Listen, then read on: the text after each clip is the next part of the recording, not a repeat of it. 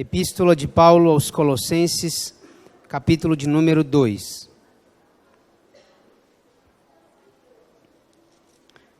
Nós faremos a leitura do verso 8 ao verso de número 23.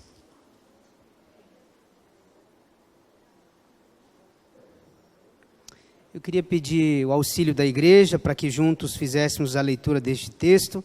Eu vou ler o verso de número 8, os irmãos lerão o verso de número 9, e assim a gente vai caminhando na leitura até o verso de número 23. Diz assim o texto sagrado: Cuidado, que ninguém vos venha a enredar com a sua filosofia e vãs sutilezas, conforme a tradição dos homens, conforme os rudimentos do mundo, e não segundo Cristo.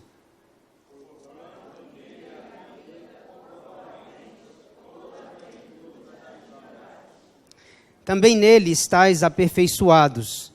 Ele é o cabeça de todo principado e potestade.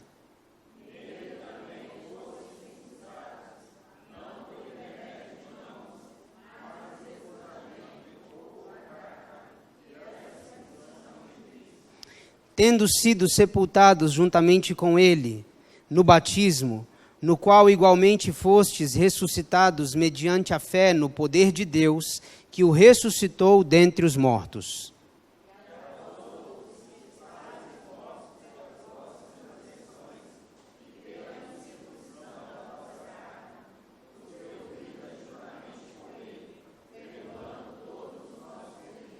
Tendo cancelado o escrito de dívida que era contra nós, e que constava de ordenanças, o qual nos era prejudicial, removeu-o inteiramente, encravando-o na cruz.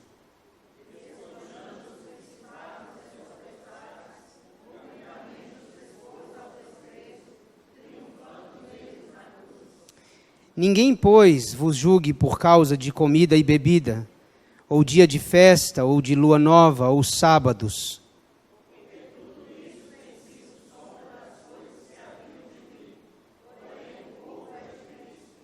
Ninguém se faça árbitro contra vós outros, pretextando humildade e culto dos anjos, baseando-se em visões, enfatuados sem motivo algum na sua mente carnal.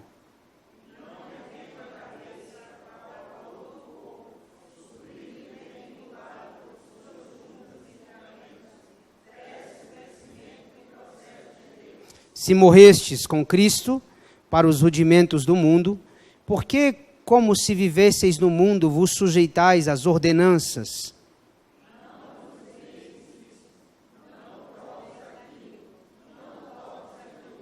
Segundo os preceitos e doutrinas dos homens, pois que todas estas coisas com uso se destroem.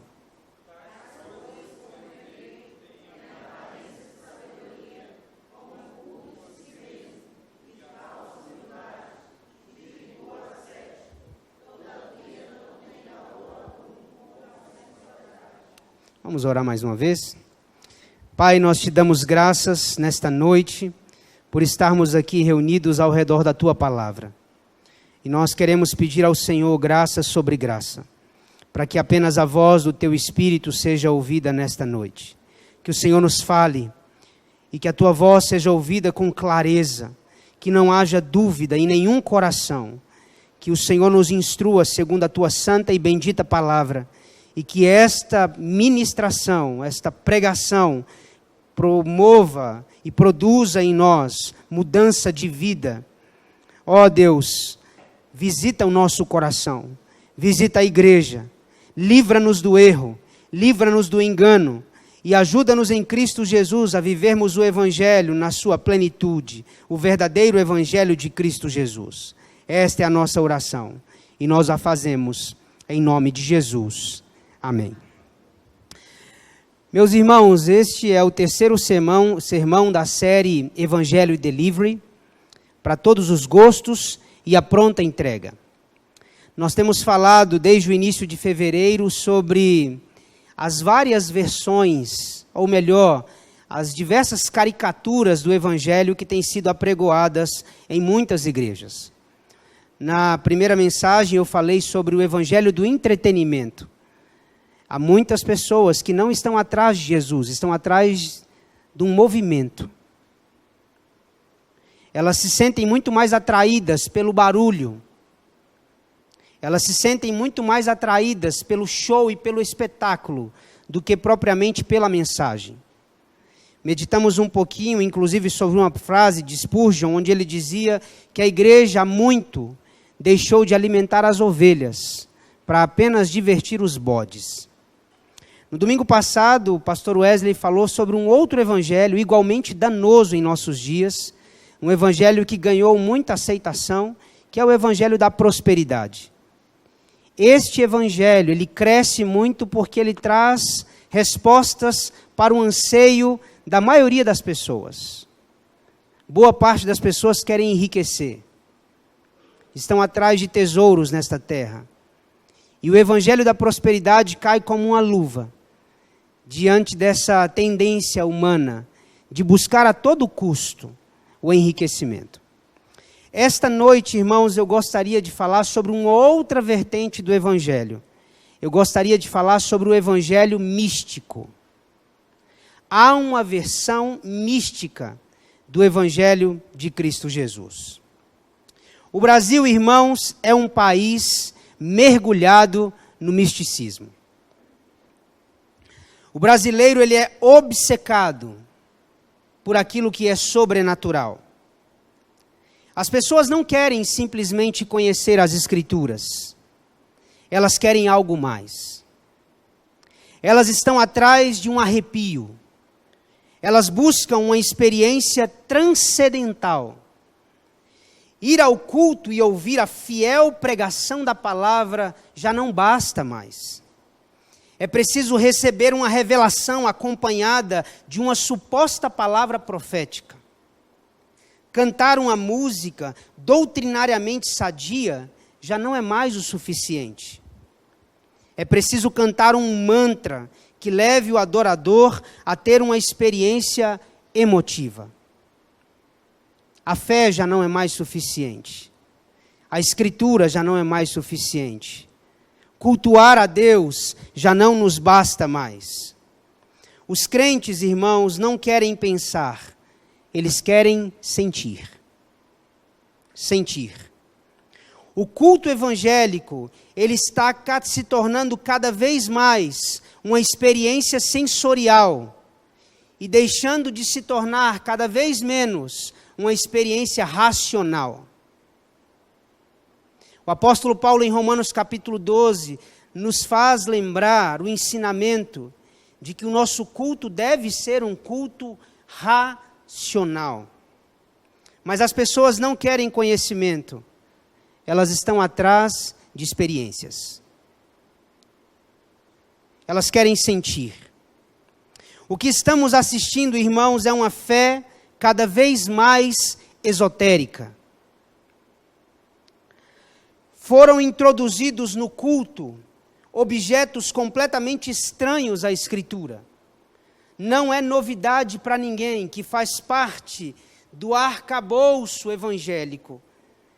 Itens ou símbolos como água ungida, sal grosso, rosa consagrada, lenço com suor do pregador, toalha, ramos de árvore, vassouras poderosas, cajados de autoridade. Tudo isso faz parte como símbolos em muitos rituais religiosos. E foram atribuídos a estes elementos um suposto poder sobrenatural, capaz de espantar o mal-olhado e desbaratar as investidas de Satanás. Toda essa realidade em que a nossa igreja está mergulhada, e quando eu digo a nossa igreja, eu digo a igreja evangélica brasileira,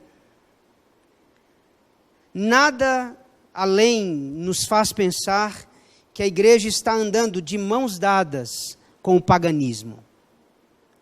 A igreja está se tornando cada vez mais pagã e cada vez menos bíblica. Há um teólogo anglicano muito respeitado, chamado John Stott, que escreveu um livro muito interessante. O título do livro é Crer Também é Pensar. E logo no primeiro capítulo do livro, John Stott, ele escreve que o cristianismo atual nada mais é do que um cristianismo de mente vazia. A nossa geração abandonou as doutrinas da graça e a nossa geração está em busca simplesmente de experiências. O que eu estou prestes a dizer, irmãos, eu quero verbalizar agora com muito cuidado e com todo o respeito e apreço que eu tenho por algumas denominações evangélicas no nosso país. É preciso dizer algo. No que tange a este assunto, uma verdade precisa ser dita.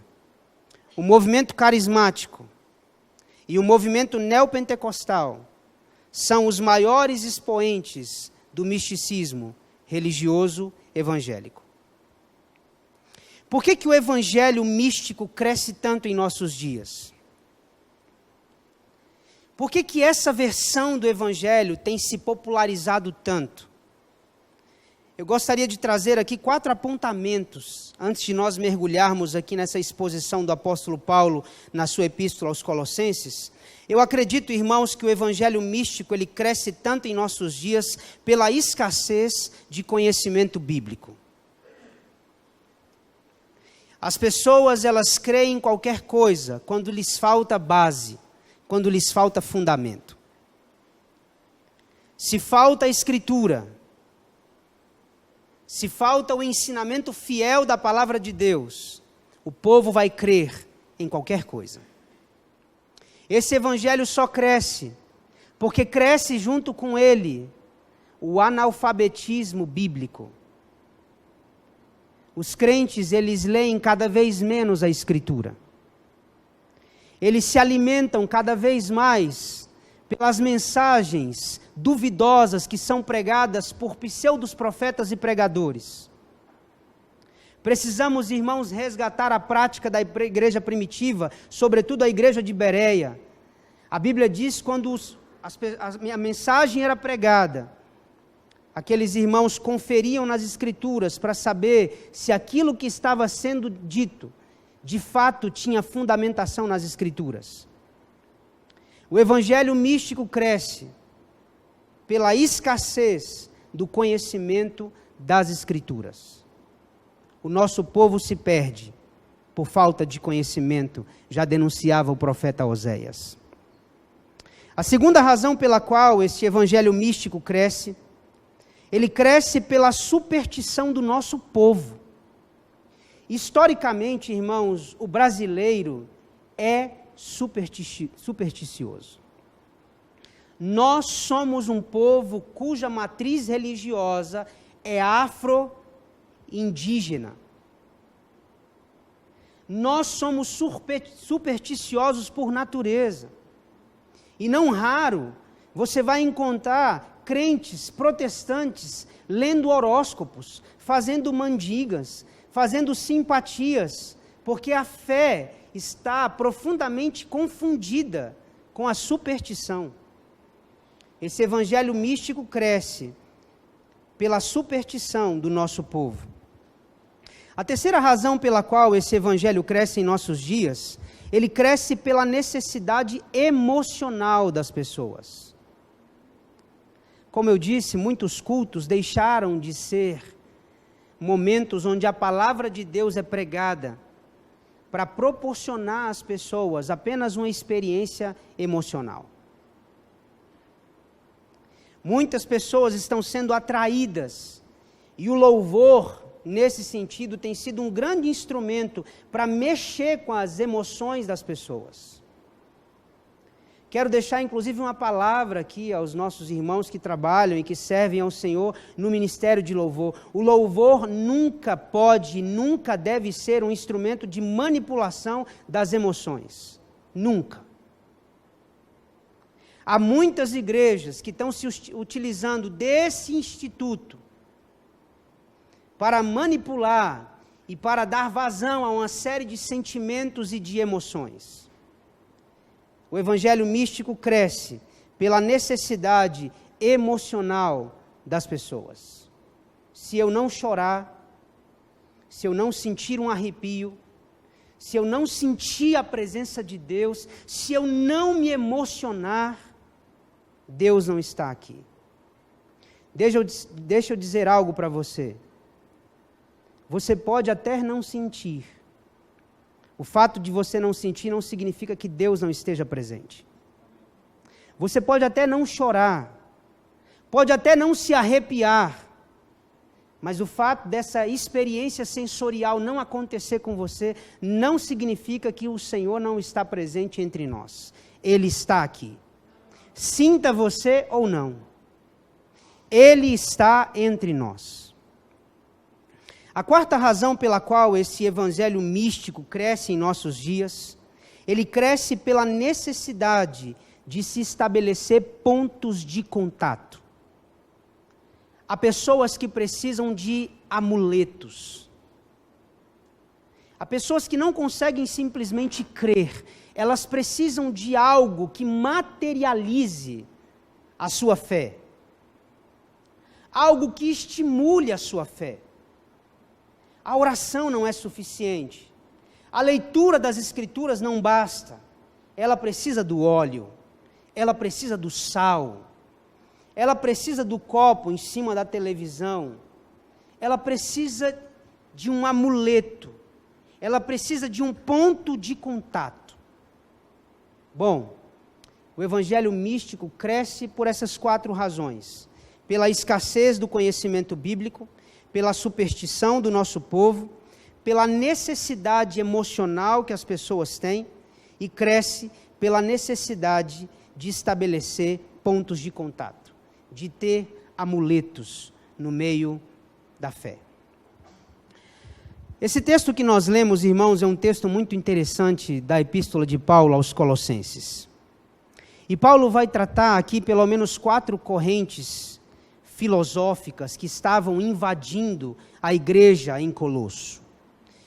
E eu não vou me demorar aqui nessas 4 correntes, eu quero apenas trabalhar a corrente mística que estava invadindo aquela igreja.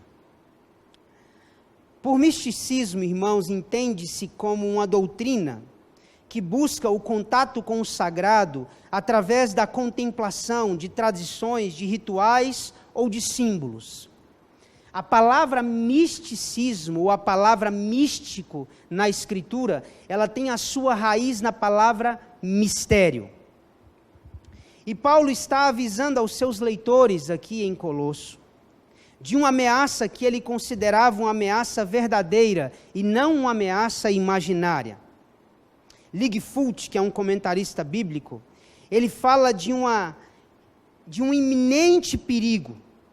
Por trás do verso de número 8, o verso que introduziu a nossa leitura, quando Paulo diz assim: cuidado, que ninguém vos engane, que ninguém vos venha enredar com a sua filosofia e vãs sutilezas, conforme a tradição dos homens, conforme os rudimentos do mundo, e não segundo Cristo. Por trás do verso 8, nós encontramos o coração pastoral de Paulo, ao desmascarar o impostor e avisar ao rebanho que um lobo voraz se aproxima. A palavra traduzida aqui como enredar, no original ele traz a ideia de uma presa. Alguém que está sendo raptado, sequestrado, alguém que está sendo literalmente aprisionado. Paulo diz que essa filosofia que está sendo introduzida na igreja, ela tinha por objetivo escravizar a mente das pessoas.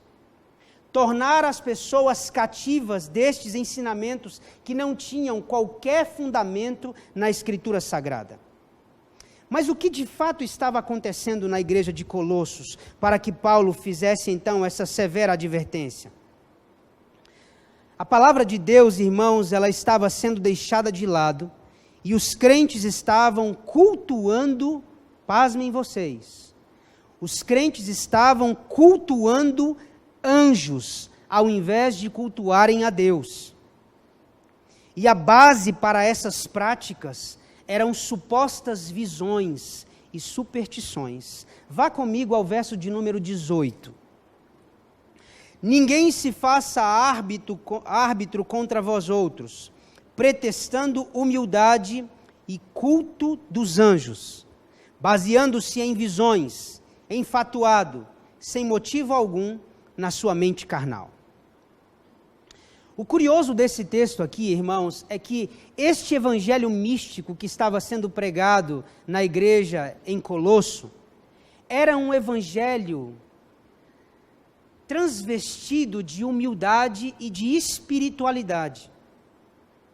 Aquelas pessoas que cultuavam os anjos e que baseavam os seus cultos em visões e em revelações, elas assumiam uma postura de humildade, mas também de espiritualidade, como se eles fossem mais espirituais do que os demais, que não tinham essas visões, que não conseguiam ver anjos, que não tinham acesso a essas revelações. Paulo então vai nos falar sobre esta tendência que estava invadindo a igreja em Colosso. Um evangelho místico, um evangelho híbrido, verdade misturada com mentira, palavra de fato revelada, misturada com palavras oriundas de revelações de outra matriz, de outra natureza. É exatamente nesse contexto aqui, irmãos, que o apóstolo Paulo vai nos trazer alguns ensinamentos sobre como combater o evangelho místico. Este evangelho que hoje varre o Brasil, esse misticismo que hoje varre o Brasil, também varria aquela cidade e também varria a igreja localizada naquela cidade. Os irmãos ali estavam sendo afligidos por esta influência mística daqueles dias.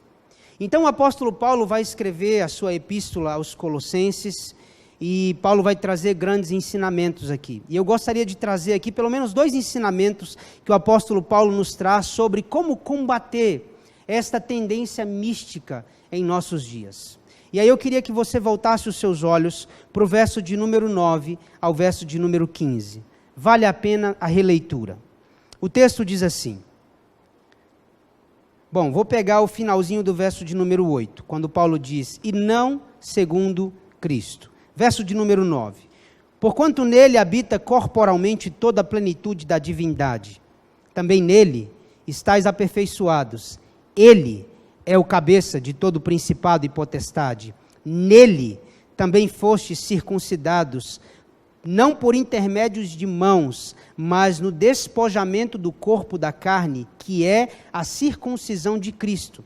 E tendo sido sepultados juntamente com ele no batismo, no qual igualmente fostes ressuscitados mediante a fé no poder de Deus, que o ressuscitou dentre os mortos. E a vós outros, que estáveis mortos pelas vossas transgressões e pela incircuncisão da vossa carne, vos deu vida juntamente com ele, perdoando todos os nossos delitos, tendo cancelado o escrito de dívida que era contra nós e que constava de ordenanças, o qual nos era prejudicial, removeu-o inteiramente, encravando-o na cruz. E despojando os principados e as potestades, publicamente os expôs ao desprezo, triunfando deles na cruz. Bom, o apóstolo Paulo vai nos ensinar, irmãos, que para se combater o misticismo dentro da igreja, nós precisamos entender a supremacia e a suficiência da obra de Cristo. A supremacia e a suficiência da obra de Cristo. É isso que nos está narrado do verso de número 9 ao verso de número 15. Por que essas duas palavras? Por que supremacia e suficiência? Supremacia porque nada é maior, nem melhor, nem tampouco superior ao método que Deus utilizou para a salvação do homem, Cristo Jesus. É um método supremo, mas também é um método suficiente, porque basta Cristo e nada mais para salvar o homem de seus pecados. O que Paulo está ensinando aqui na sua epístola aos Colossenses é que o cristão ele não precisa de nada mais além de Cristo para alcançar e desenvolver a sua salvação.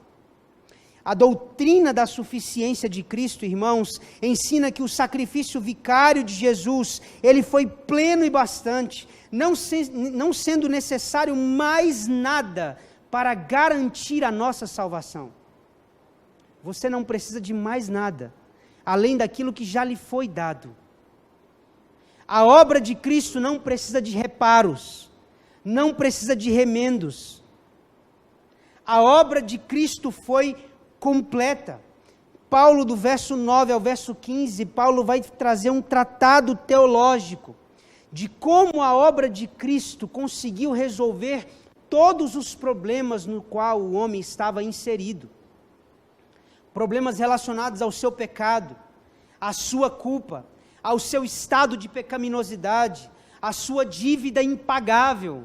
Tudo isso Cristo resolveu. Jesus não deixou nenhuma pendência para você. Guarde isso no seu coração. Não há nenhuma pendência. O escrito de dívida que era contra nós, ele foi inteiramente pago. A palavra escrito de dívida, ou cédula de dívida aqui, traz a ideia de uma nota promissória. Nós tínhamos uma dívida impagável. Sabe o que Cristo fez com essa nota promissória? Com essa cártula? Ele rasgou e cravou na cruz, dizendo: ele não deve mais nada, ela não deve mais absolutamente nada.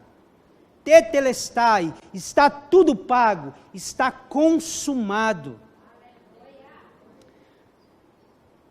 A grande questão, irmãos, é que as pessoas, elas não se satisfazem com isso.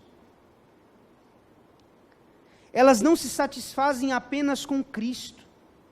É preciso ter Cristo e algo mais. É preciso ter Cristo, mas eu também preciso fazer a minha parte. É preciso ter Cristo, mas também é necessário colocar alguns aditivos para que eu alcance então a minha salvação. O que Paulo está dizendo aqui é exatamente o contrário dessa tendência. Nós não precisamos de nada mais além daquilo que já nos foi dado na cruz do Calvário. Cristo nos basta. Cristo nos é suficiente. John MacArthur, um teólogo contemporâneo, ele escreveu as seguintes palavras: as experiências místicas não se alinham com a verdade bíblica. Elas afastam as pessoas da verdade de Cristo. As pessoas começam a buscar experiências paranormais, fenômenos sobrenaturais e revelações especiais, como se os nossos recursos em Cristo não fossem o bastante. O tema central dessa epístola, irmãos, é a suficiência de Cristo. Veja que Paulo, num curto espaço, ele está apontando para Jesus, porque dele, por meio dele, foi ele, é para ele, é tudo sobre ele. Nós não precisamos de nada mais além daquilo que nos foi nos dado, Cristo Jesus. Se você acha que precisa de mais, de algo mais, além do que Cristo, desculpe-me a franqueza e a honestidade, você está atrás de amuletos. A fé, ela deve se basear única e exclusivamente em Cristo. Solo Christus. Esse é um dos fundamentos da nossa crença, da nossa fé, da nossa herança. Nada mais além de Cristo. Não preciso de nada mais além de Cristo. Cristo é suficiente. Nós não dependemos de visões. Nós não dependemos de revelações, de palavras proféticas, porque tudo quanto Deus desejava fazer por nós, Ele fez por meio de Cristo Jesus. Guarde isso no seu coração. Como combater este evangelho místico? Paulo nos fala por meio da doutrina da supremacia e da suficiência de Cristo Jesus. Bom, há uma outra forma também que corrobora com a doutrina da suficiência de Cristo, que é a doutrina da suficiência das Escrituras. O misticismo, irmãos, nada mais é do que um ataque letal a uma das doutrinas mais caras do protestantismo, a doutrina da suficiência das Escrituras. A doutrina da suficiência das Escrituras, ela repousa no coração do que significa ser protestante. Nada pode ser acrescentado às Escrituras. Paulo é tão radical, mas tão radical com esse ensinamento, que na sua epístola aos Gálatas ele diz: ainda que um anjo apareça do céu, acrescentando algum ensinamento, considere este ensinamento oriundo de Satanás, é anátema. Tudo aquilo que contraria a Escritura, tudo aquilo que contraria os ensinamentos da palavra, deve ser rechaçado pela igreja, deve ser combatido pela igreja. Há muitos crentes, irmãos, que olham para a Bíblia como se a Bíblia fosse um livro mágico, usando apenas como uma espécie de amuleto religioso. A nossa fé é tão mística, mas tão mística, que há pessoas que deixam as suas Bíblias abertas no Salmo 91, como se houvesse algum poder nisso. Poder nenhum haverá se você não estudar o Salmo 91, não internalizar o Salmo 91, não compreender o Salmo 91. Pessoas que não estudam com profundidade, estão sempre buscando novas revelações, correndo atrás de novos sonhos, novas visões, e que essas visões norteiem seus passos. Não precisamos, irmãos, de novas revelações. Tudo que Deus desejava nos revelar, Ele já nos revelou por meio das Sagradas Escrituras. Arthur Johnson, ele disse: uma experiência mística é primariamente um evento emotivo e não cognitivo. Suas qualidades predominantes têm mais a ver com a intensidade emocional do que com aquilo que de fato é racional. Quando a sua experiência está acima da palavra de Deus, você está mergulhado em profundo engano. Pastor, mas Deus me revelou. Meu irmão, mas se Deus te revelou algo diferente do que está escrito na palavra, olha, eu vou ficar com a Bíblia.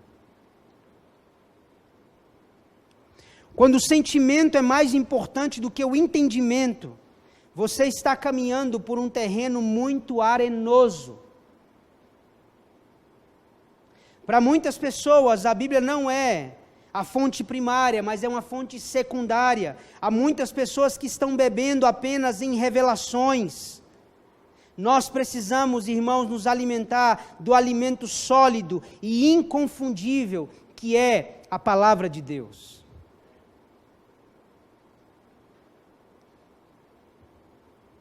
Há pessoas que tomam decisões importantes baseado apenas nessas revelações. Eu quase fui vítima disso. Quando eu conheci a Emanuele, apareceu um charlatão dizendo para ela: minha filha, eis que te digo, ele não é para você. O servo a quem Deus está preparando para você sou eu. Para você perceber aonde chega esse tipo de manipulação, e há pessoas que creem nisso, que abraçam isso, que se submetem a isso. A fé, irmãos, a fé também é pensar. A fé, ela não é um mergulho absoluto no escuro. A fé não é desassociada da racionalidade. A nossa vida com Deus, ela não deve estar completamente desassociada das nossas faculdades mentais.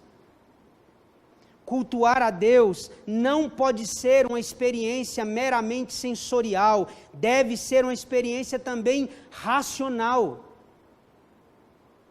Paulo faz alguns apelos aqui. Paulo fala sobre: fostes sepultados com ele na morte pelo batismo. os rudimentos deste mundo, essas vãs filosofias. Paulo está falando, irmãos, sobre a obra que Cristo fez, sobre a obra redentora de Cristo, que foi profetizada desde os tempos antigos e que se cumpriu então na plenitude dos tempos. É preciso ter muito cuidado com este evangelho místico, transvestido de uma pseudo-humildade, mas o objetivo é transparecer uma falsa espiritualidade. Sabe o que Paulo diz? Que essas pessoas são carnais. São carnais. É exatamente esta expressão que Paulo diz no verso de número 18 no final.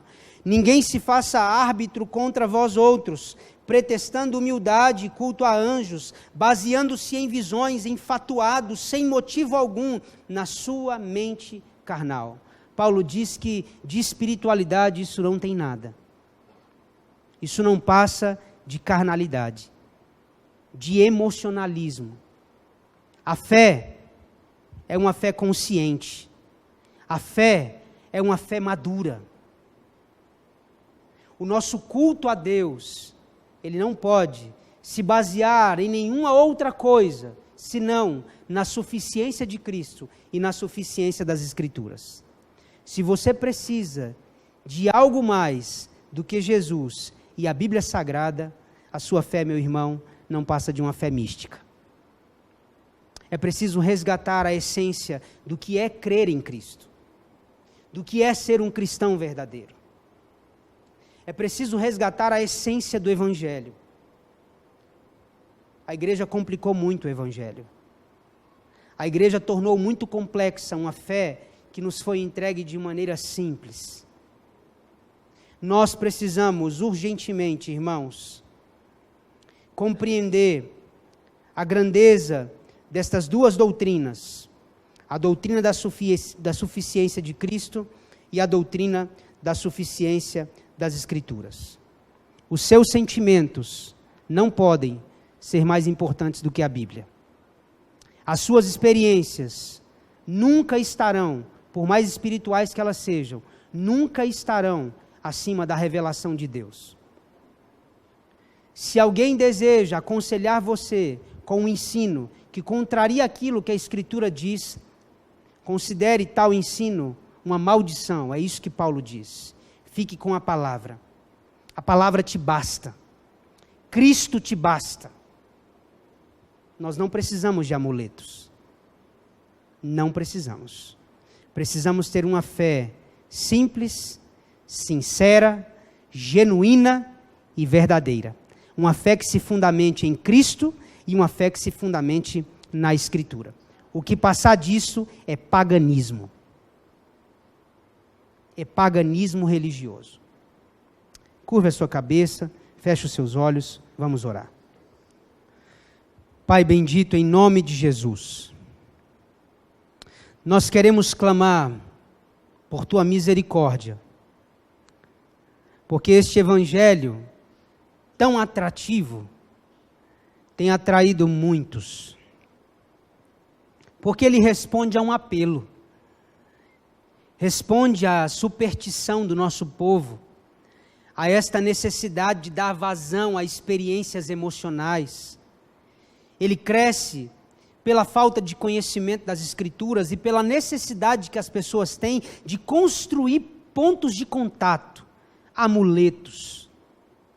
Mas nós, nesta noite, nós entendemos, ó Deus, à luz da Escritura, que nada além de Cristo, nada além da Escritura, solos Cristo, sola Escritura, é disso que precisamos.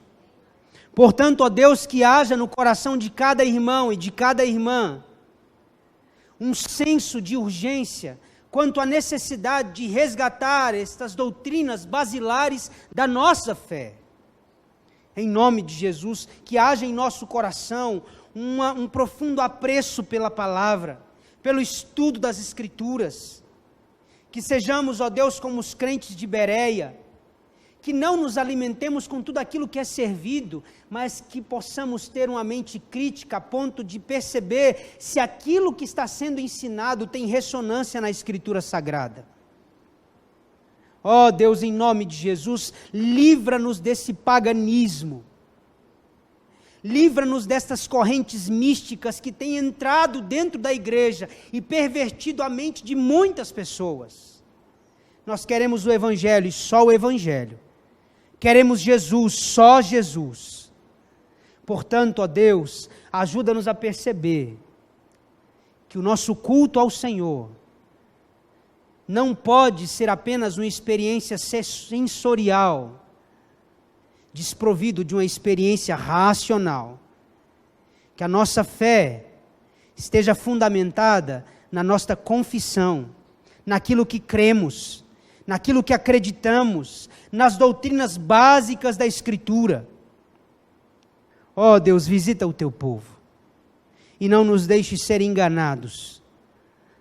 Não nos deixe, ó Deus, ir atrás dessas correntes que nada mais são do que ensinamentos carnais, transvestidos de uma falsa espiritualidade, de uma falsa humildade, mas que vem com o objetivo de corromper a pureza do Evangelho de Cristo Jesus. Tem misericórdia de nós. O que queremos é Cristo e nada mais. O que queremos é a Tua palavra e nada mais. Que assim seja, para a glória do Teu nome. Amém.